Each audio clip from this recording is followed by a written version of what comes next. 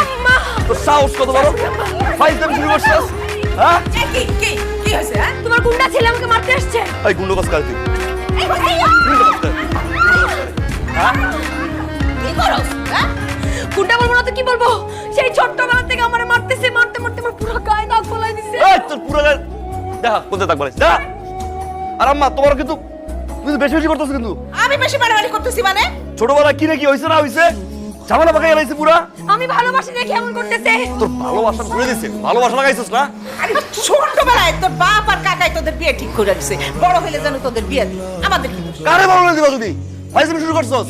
আর further যদি আমার রুমে যাস না তুই, ঘুমে সাহায্য করছস না তুই, খবর আছে তোর? কাম শুরু করছে।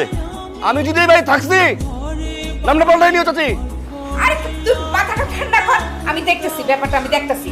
যা যা উপরে যাও, দেখতাছি দেখতাছি। আরে যাও শেষ যাও। আছে রে।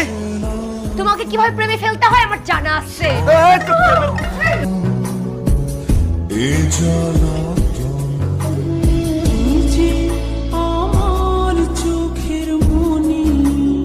শাশুড়ি আম্মা, তোমার ছেলেকে কিভাবে শাস্তি করতে হয় আমি ভালো করে জানি। চাচি আসসালামু আলাইকুম।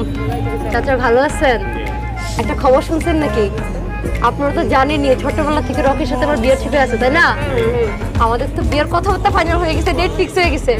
চাচি বিয়েতে কিন্তু আসতেই হবে, দাওয়াত দিলাম। ধরেন দুজনে দুইটা কলা খান, দোয়া করবেন। হ্যাঁ শুনেন, বিয়ের তারিখ কিন্তু মিস করেন না, আসবেন।